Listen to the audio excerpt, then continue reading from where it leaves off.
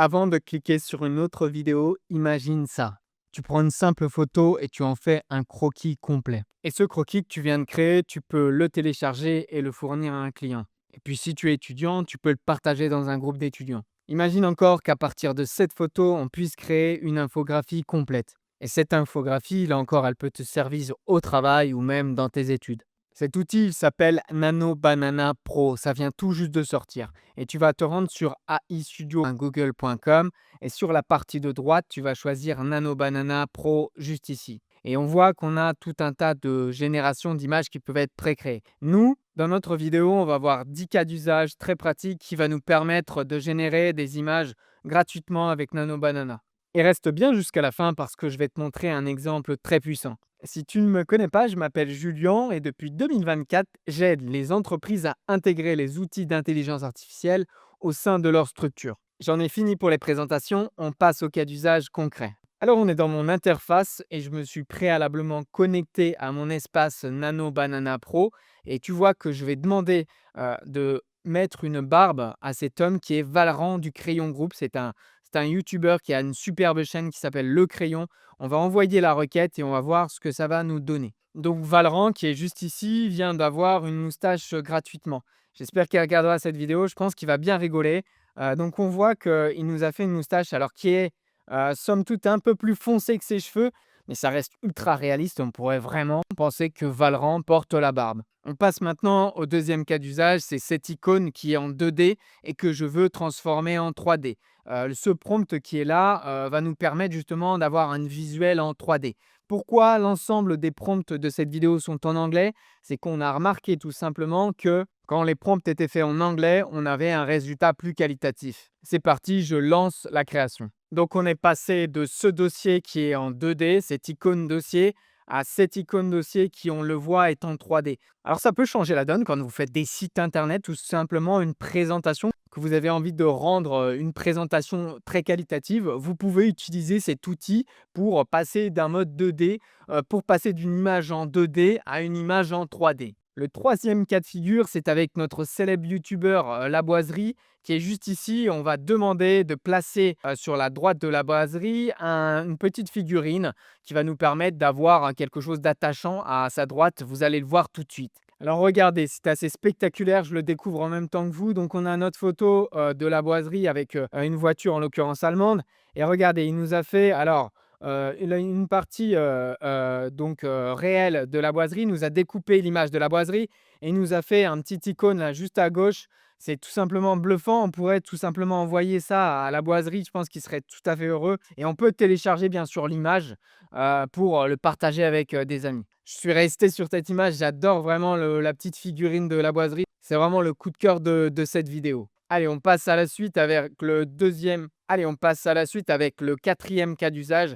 C'est cette bouteille de shampoing qu'on veut détourer pour en faire, par exemple, sur un site marketing, avoir juste la partie détourée. On va voir, j'ai lancé l'image. Allez, le quatrième cas d'usage, c'est avec ce shampoing qu'on veut détourer. Par exemple, pour un site de e-commerce, si on voulait juste avoir la bouteille de shampoing, on vient de lancer le prompt, c'est parti. Alors, en 52 secondes, vous voyez qu'il nous a parfaitement détouré l'image. On peut s'en servir bien sûr sur un site de e-commerce. Il n'a touché à rien d'autre qu'au décor de cette image. Alors il existe des outils comme Canva. Pour ça, bien sûr, il existe des outils comme Canva, mais si toutefois vous n'êtes pas inscrit sur Canva, ça peut vous servir d'utiliser Nano Banana pour détourer des images. On revient sur mon écran et cette fois-ci, on passe avec le château du Clos de Vougeot, qui est un superbe château créé par les moines au XIIe siècle en Bourgogne.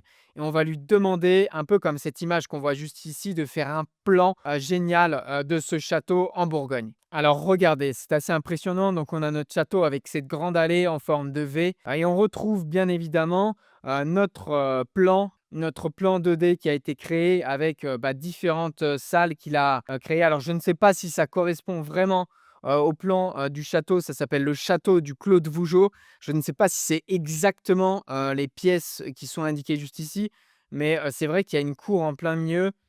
Donc il a peut-être été également voir sur internet, je ne sais pas, mais ça reste super impressionnant. Ah, il a retrouvé, alors c'est très impressionnant parce que je ne lui ai pas dit, mais il a bien effectivement retrouvé que c'était le château du Clos de Vougeot.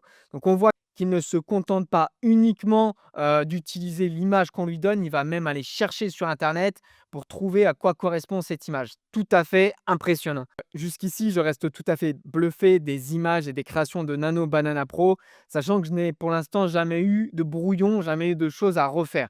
Donc c'est vraiment tout à fait spectaculaire. On continue. Allez, le cas d'usage suivant, c'est tout simplement cette boîte qu'on a juste ici avec des produits frais, une petite boîte repas. Et on veut, alors là, vous avez vu, le prompt est en français parce que je voulais quand même vous mettre un ou deux prompts en français.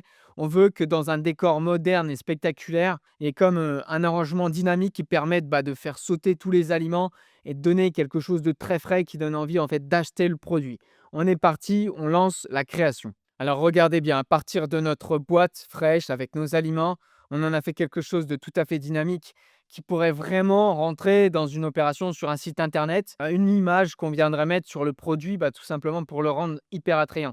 C'est très frais, on n'est pas en été, il fait plutôt froid ici en Bourgogne, mais ça donne quand même une envie folle de manger ce petit plat. Allez, le cas d'usage suivant, c'est cet homme, une photo somme toute basique, hein, prise avec un téléphone, et on va lui demander de créer un effet selfie et on va lui demander de mettre ce selfie à Paris. Donc on va voir tout un décor qui va se créer. On va imaginer une scène assez folle en mode selfie. Donc lui, il va se prendre en selfie et on va voir ce que ça va donner. La création est lancée. Donc on voit qu'à partir de cette image et de notre requête en anglais, il nous a fait ce détail. Alors c'est plutôt pas mal, c'est ultra réaliste parce qu'on voit qu'on lui a demandé de faire quelque chose d'un petit peu flouté. Mais je trouve que c'est pas assez convaincant, ça fait quand même très brouillon. On va essayer de modifier un petit peu ça en lui mettant la tour Eiffel dans la consigne. Allez, c'est parti. Je lui ai rédigé la même requête et je lui ai demandé de se mettre près de la tour Eiffel. Alors regardez, je suis vraiment très satisfait parce que là, je lui ai demandé, donc on voit à Paris, next to Eiffel Tower, et on voit que juste là, il nous a fait quelque chose de super propre. Alors, il a quand même un téléphone dans la main gauche, ce qui veut dire qu'on l'a pris en photo, c'est pas vraiment un selfie, mais ça reste tout à fait fou.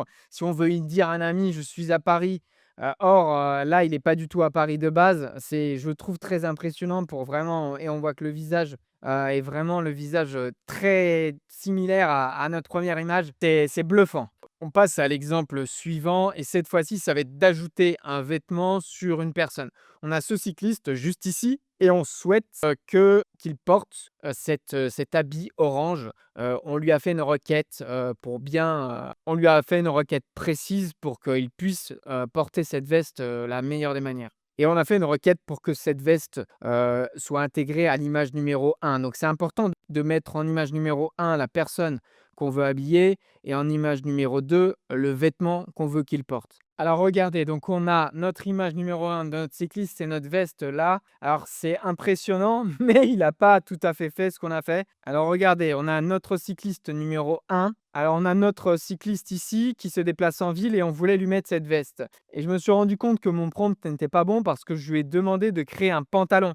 Alors c'est impressionnant parce qu'en fait, avec la veste, donc tout simplement, on voit que les coudières sont en vert et il nous a fait les genouillères et là, cette fois-ci en vert. Donc on pourrait totalement imaginer de relancer le prompt et de lui mettre cette fois-ci en veste. C'est ce que je vais faire tout de suite. Alors on pourrait totalement imaginer de refaire le prompt et de lui mettre la veste orange cette fois-ci. Alors j'ai pas pu m'empêcher, regardez, j'ai repris le cycliste juste ici et je lui ai demandé tout simplement de me changer la veste ici, donc jacket, j'ai remplacé pants par jacket, de lui mettre en fait sa veste avec le pantalon qu'il a déjà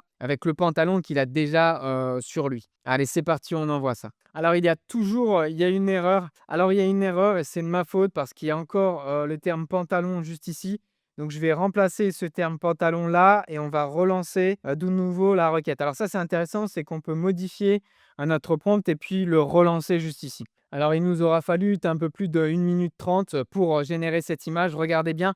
Et cette fois-ci, donc on est parti, je vous rappelle, d'un homme somme toute basique avec une veste, donc même pas un pantalon. Et on voit que de la tête aux pieds, ça devient un agent de la route. En tout cas, il est très visible et si on envoyait cette photo à un ami, on pourrait très bien bluffer cet ami parce que c'est vraiment très bluffant, même sur la marque. On va voir, est-ce qu'il a respecté The North Face? Plutôt, ouais. Donc c'est vraiment très qualitatif. Je pense qu'on peut vraiment être satisfait du résultat de Nano Banana. Allez, le dernier cas d'usage, c'est cette image qu'on a avec un carton en plein milieu de la pièce et on va lui demander de faire un prompt en 2 étapes.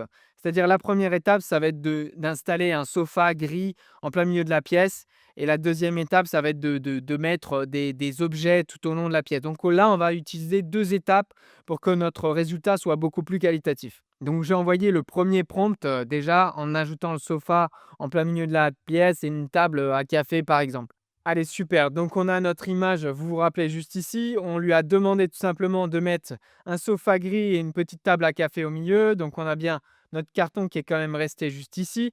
Et on va lui ajouter la deuxième étape qui va être d'ajouter eh bien, des objets tout autour de notre pièce. Allez, c'est parti. La création vient d'être faite. Donc, étape 0, c'est notre pièce avec notre carton en plein milieu de la pièce. Étape 2, c'est le sofa qui s'est ajouté avec la petite table ici. Et l'étape 4, l'étape 3, excusez-moi. Alors l'étape 0, bah, vous vous rappelez, c'est notre carton qui est en plein milieu de la pièce vide. L'étape 2, du coup, l'étape finale, eh bien, c'est tout simplement un papier peint qu'on a ajouté, des objets comme cette petite lampe et puis bah, une petite fleur au milieu, des lunettes, etc. Ce qui rend vraiment la pièce beaucoup plus chaleureuse. La dernière partie que je voulais vous montrer, c'est l'amélioration des images. Donc là, on a une miniature et je lui ai demandé, par exemple, eh bien, tout simplement de me créer une miniature YouTube à améliorer. Donc, on voit qu'en l'espace de quelques secondes, il nous a fait ça. Alors, si je dois faire un retour sur Nano Banana Pro, ce que je dirais par rapport à l'ancien modèle, eh bien, tout d'abord, c'est que c'est payant. En effet, moi, je me suis branché avec mon compte API et on voit que pour l'instant, j'ai 0 € sur les 10 requêtes que j'ai fait, mais que ça peut prendre 24 heures pour avoir le résultat et combien j'ai été facturé. Donc, premièrement, ce n'est pas gratuit, contrairement à beaucoup d'écosystèmes Google. La deuxième chose, c'est sur le temps. C'est une reproche par rapport au temps. Il faut compter en moyenne 60 à 90 secondes pour générer une image. Donc, ça peut être long si on a une quantité importante à générer. Au final, je pense que c'est un des outils les plus importants sur la création d'images aujourd'hui. Donc, c'est un acteur majeur, Google. Donc, c'est un acteur majeur, Google, à suivre de très près. Si vous voulez des vidéos si vous voulez des vidéos de génération d'images avec Midjourney, par exemple, qui est un autre modèle qui nous permet de créer des images, n'hésitez pas à le mettre en commentaire, je le ferai volontiers.